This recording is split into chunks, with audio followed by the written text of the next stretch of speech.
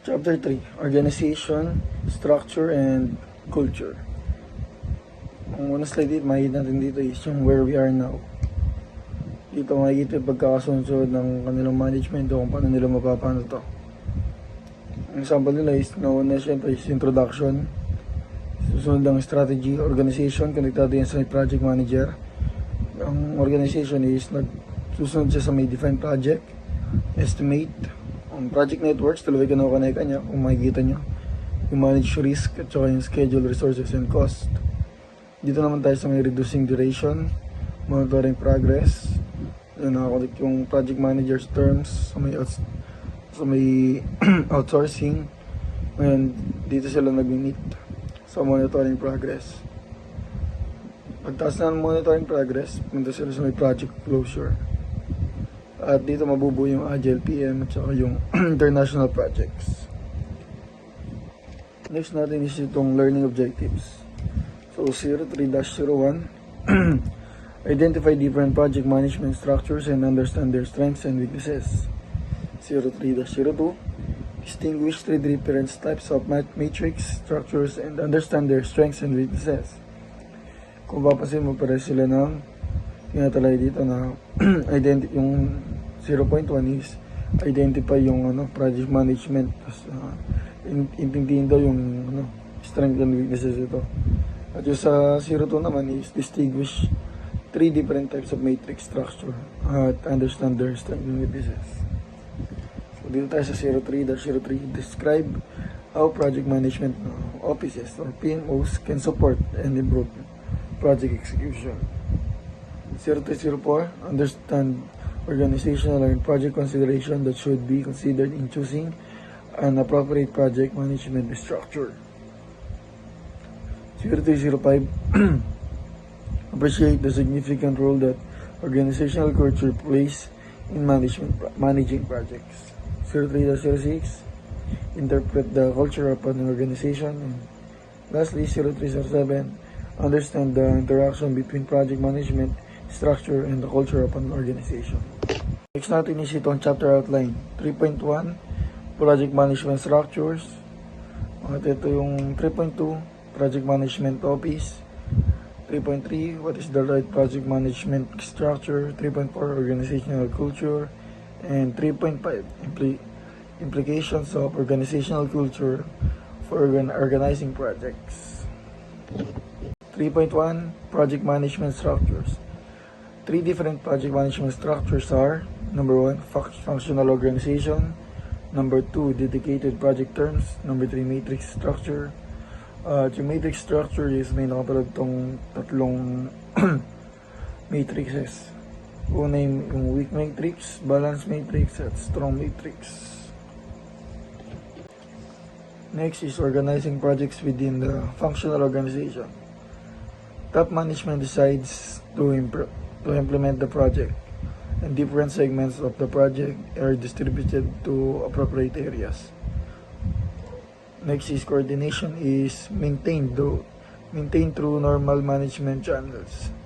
Number 3 is it is commonly used when one functional area plays a dominant role in completing the projects or has a dominant interest in the success of projects. Next is itong functional organizations. So ito is parang family tree sila. So merong left side and right side. Kumbaga ito yung parang sa mother side and the father side. So unahin natin sa may left side. So customer service, domestic sales, international sales. Samantalang sa kanan naman is fabrication, assembly, testing, and production scheduling. So angat itong left side ko sa may market na. So marketing ang pasok niya. Yung marketing naman papasok sa engineering. Engineering nakapaloob dito is electronics engineering, software engineering, mechanical engineering, and also the design. Ito naman papasok sa may manufacturing. At yung manufacturing nito dadaan sa engineering or dito sa may procurement. At dito naman nakapaloob yung purchasing, receiving and inspection. So itong apat na to, isangat siya sa may human resources at sa may finance and administration. hanggang sa makapunta sila dito sa may Delta Manufacturing Corporation President. Ito ang functional na organizations.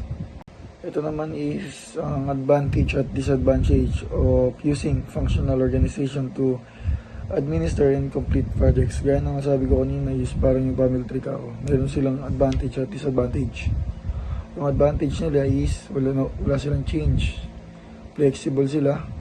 At saka in-depth yung mga expertise. At lastly, na advantage nila is easy path project transition. Kung may advantage sila, meron din silang 4 na disadvantage. So number 1, dahil sa dami nga nito, ang problema nila dito is lack of focus. Next is poor integration. Number 3 is yung slow. At yung pang-4 is lack of ownerships. Kasi nga dito lang nila dinadala ito lahat sa may Delta Manufacturing Incorporation sa kanilang president. So lack of ownership din sila. Organizing project as dedicated team. Dedicated project operate as units separate from the rest of the parent organization. Ang paghiwalay na ito ay pinahintulot sa koponan na gumana ng mahigit at liksi, tumutok sa mga layunin ng kanilang proyekto nang walang mga distraksyon at paggawa ng desisyon. A full-time project manager is designed to pull together a core group of specialists who work full-time of the project. Tinitiyak nito na ang koponan ay nakatuon lamang sa paggamit ng mga layunin ng proyekto nang walang mga distraksyon mula sa mga iba pang mga gawain o responsibilidad. Ang tagapamahala ng proyekto ay namumuno at nag-uugnay sa mga pagsisikap at mga espesyalista. Tinitiyak na ang mahusay at pakikipagtulungan at ang proyekto ay umuusad ng maayos at ayon sa schedule. The project manager recruit necessary personnel from both within the outside and parent company. Pinipili at pinagkasama-sama ng mga manager ng proyekto ang mga kinakailangan tauhan mula sa loob ng pangunahing kumpanya. Ang mga panlabas at nabagkukunan upang matiyak na ang proyekto ay may mga kinakailangang kasanayan at kaduglasaan. Sa pamamagitan ng pagkuha ng talento mula sa iba't ibang lugar, tinitiyak ng project manager na ang koponan ay mahusay at may kakayahang pangasiwaan ang lahat ng aspekto ng proyekto ng epektibo. In a projectized organization where projects are dominant form of business, the entire organization is designed to support project teams. Nangangahulugan ito na ang pagkukunang otoridad sa paggawa ng desisyon at mga proseso ay nakahanay lahat upang matiyak ang tagumpay ng mga proyekto. Ang mga pamahala ng proyekto ay karaniwang may mataas na otoridad at ang mga empleyado ay pangunahing nagtatrabaho sa mga partikular na proyekto kaysa sa mga gawaing gumagana.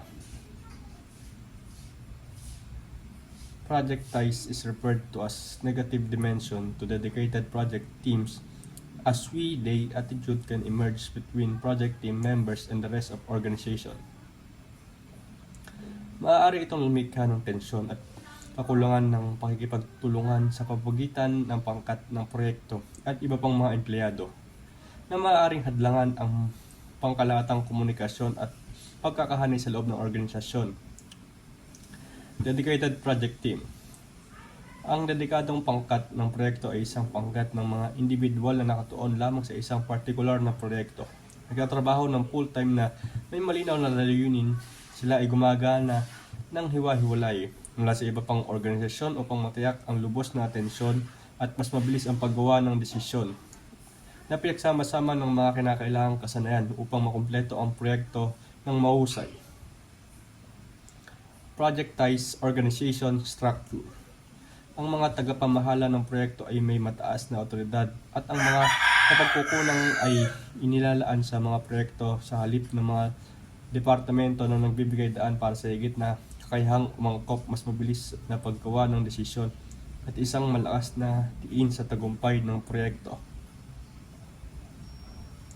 Strength and weaknesses of the dedicated project team approach. Strength. Simple. Ang ekstruktura ay diretso na may malinaw na mga tungkulin layunin para sa pangkat na proyekto. Speed. Ang koponan ay maaaring gumawa ng mabilis na desisyon at kumilos ng mabilis ng walang pagkaantala mula sa ibang departamento. Cohesive. Ang pagtutulungan ng buong panahon ay isang proyekto at nagpapatibay ng malakas na pagtutulungan at pakikipagtulungan. Cross-functional. Pinagsama-sama ng team ang magkakaibang mga kasanayan at nagbibigay daan para sa isang mahusay at rounded na diskartes at paglulutas ng problema. Weakness.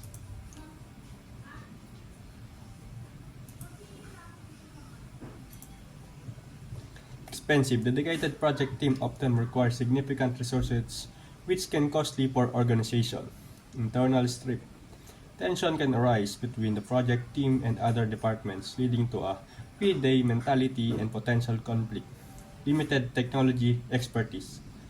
The team may lack specialized skills in certain area, limiting its ability to handle advanced or highly technical tasks. Difficult post-project transition. Once the project ends, transitioning the team back into regular roles can be challenging, as they may not easily regenerate with broader organization. Different matrix form. First one is weak matrix. This form is very similar to a functional approach with the exception that there is a formally designed project manager responsible for coordinating project activities. Functional managers are responsible for managing their segment of the project. The project manager acts as a staff assistant who draws the schedule and sketch list, collects information of the status of the work, and facilitates project completion. So, ang weak matrix ay halos katulad ng functional approach, pero may isang project manager na itinalaga upang i-coordinate ang mga gawain sa project. In this etap, ang functional managers pa rin ang may pangunahing responsibilidad sa pamamahala ng kanilang bahagi ng proyekto. Sila ang nag-aasikaso sa actual na pagpapatupad ng mga gawain, while ang project manager ay gumaganap bilang isang staff assistant. Ang kanyang role ay gumawa ng mga schedule at sketch list, mga lekta ng information tungkol sa progress ng project at tumulong ito to make sure na matatapos ang project ng maayos. Next one is balance matrix. The project manager is responsible for defining what needs to be accomplished. The project manager establishes the overall plan of completing the project, integrates the contribution of the different disciples, set schedules, and monitor progress. The functional manager are concerned with how it will be accomplished. The functional manager are responsible for assigning personnel and executing their segment of the project according to the standards and schedules set by the project manager. So sa balance matrix naman, ang project manager ay responsible sa overall plan ng project. Siya ang nagsiset ng mga steps para matapos ito. Ini-integrate ang contribution ng iba't ibang teams, nag-a-assign ng schedules at nagmo-monitor ng progress. Basically, siya ang may hawak ng big picture at tinitiyak na nasa tamang direksyon ang buong project. On the other hand, ang functional manager naman ang nagpo-focus sa kung paano ito gagawin. Sila ang in charge sa pag-assign ng mga tao at pag-execute ng kanilang specific tasks, ensuring na sumusunod sila sa standard at schedule na sinet ng project manager.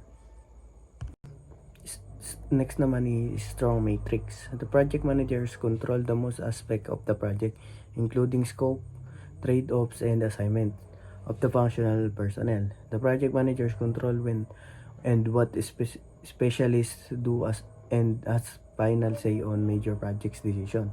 The functional manager have title over their people and are consulted on a need basis. The functional manager serve as a subcontractors for the project. So sa strong matrix naman, ang project manager ang may pinakamalaking control sa proyekto. Siya ang nagde-decide sa scope, trade-offs, nag-a-assign ng functional personnel at nagtatakda na kung kailan at kung ano ang gagawin ng mga specialist. Sa madaling sabi, siya ang final say sa major project decision, samantala ang functional manager ay may hawak pa rin sa kanilang sa kanilang mga tao, pero hindi na sila ganun ka-involved sa day-to-day operation ng proyekto. Kinukonsulta lang sila kapag kinakailangan, at kadalasan ang role nila ay parang subcontractors ng project team. Next naman is the advantage and disadvantage ng matrix management. Advantage number one dyan is efficient. Mas nagagamit ng tama ang resources at skills ng team, kaya hindi nasasayang ang oras at pera. And second one naman is strong project focus. Dahil sinecentralize ang decision making sa project manager, mas malinaw ang direksyon ng project and easier post-project transition. Mas madali para sa team members na lumipat sa ibang proyekto kapag natapos ng kasalukuyang project. And next is flexible. Mas mabilis na mag-adjust sa mga pagbabago o bagong requirements sa project. And dito naman tayo sa disadvantage. Dysfunctional conflict. Mas madalas may hindi pagkakaintindihan sa pagitan ng proyekto manager at functional managers dahil sa overlapping authority. And next is infighting. Maaaring magkaroon ng competition sa resources, lalong-lalo na kung maraming sabay-sabay na proyekto. And next one naman is stressful. Dahil may dual reporting structure, minsan nagkakaroon ng pressure sa empleyado kung sino ang dapat sundin. Next is slow. Minsan nagiging mabagal ang decision making process dahil maraming taong kailangan i-consult. Organizational culture. Organizational culture is a system of shared norms, beliefs, values, and assumptions that binds people together, thereby creating shared meanings. Reflects the personality of the organizations. Performs several important functions in organizations, like provides a sense of identity for its members, helps legitimize the management systems, clarifies and reinforces standards of behaviors, and helps create social order. Ang organizational culture ay isang parang personality ng isang kumpanya. Binubuo ito ng mga pinagsasaluhang values, paniniwala at gawin na gumagabay kung paano nagtatrabaho ang mga tao na magkakasama. Nakakatulong ito para magkaroon ng sense of belonging ang mga empleyado, kaya mas nararamdaman nilang parte sila ng kumpanya. Sinusuportahan din ito ng pamamahala sa pamamagitan ng pagpapalakas ng mga patakaran at inaasahang asal, para sa siguraduhin na lahat ay sumusunod sa parehong standards. Bukod dito, nagbibigay ito ng struktura at kaayusan, kaya mas nagiging maayos at consistent ang takbo ng trabaho. So, here is the key dimensions defining an organization's culture. Number 1 is member identity. Number 2, team emphasis. Number 3, management focus. And number 4, unit integration. Number 5, control. Number 6, risk tolerance. Number 7, reward criteria. Number 8, conflict tolerance. Number 9, mean ends orientation. Number 10, open system focus. Identifying cultural characteristics. Study the physical characteristics of an organization. Number 2, read about the organization. Number 3, observe how people interact within the organization. Number 4, interpret stories and folklore surrounding the organization. Ang identifying cultural characteristics ay nangangahulugan ng pag-unawa kung ano ang nagpapabukod tangi sa kultura ng isang organisasyon. Para magawa ito, pwede mong tignan ng mga physical environment tulad ng office layout, dress code, at workspace design dahil nagpapakita ito ng values ng kumpanya. At sunod, alamin ang tungkol sa organisasyon sa pamamagitan ng pagbabasa ng mission, vision at history nito. Dahil dito makikita kung ano ang pinapahalagahan nila.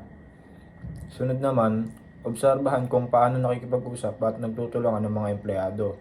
Kung formal ba o casual, collaborative ba o independent, malalaman mo dito kung paano sila nagtatrabaho. Sunod, makinig sa mga kwento at tradisyon sa loob ng kumpanya. Dahil madalas dito makikita kung ano ang mahalaga sa kanila at paano sila gumagalaw bilang isang organisasyon. So here is the implications of organizational culture of organizing projects. So project managers interact with the culture of their parent organizations as well as the subcultures of various departments and the project clients or customer organizations. Other organizations connected to the projects such as supplier and vendors, subcontractors, consulting firms, government and regulatory agencies, and community groups. A riverboat tip is a metaphor describing the relationship between organizing culture and project management. Culture is the river and the project is the boat. Ang organizational culture ay may malaking epekto sa kung paano pinaplano at pinapamahalaan ang isang proyekto. Ang mga project managers ay hindi lang nakikisalamuha sa kultura ng sariling nilang kumpanya, kundi pati na rin sa iba't ibang departamento, kliyente, suppliers at iba pang stakeholders na may kinalaman sa proyekto. Isipin daw na parang ang pagtasagwan sa isang ilog, ang ilog yung organizational culture ang nagdidikta ng direksyon ng bangka. Yung bangka naman yung mismong proyekto. Kung maayos ang daloy ng tubig, mas madali ang biyahe. Pero kung maalon o may malakas na agos, pwedeng maging mahirap ang paglalakbay. Kaya mahalaga sa mga project managers na maintindihan at maka-adjust sa iba't ibang kultura para magtagumpay na matapos ang proyekto.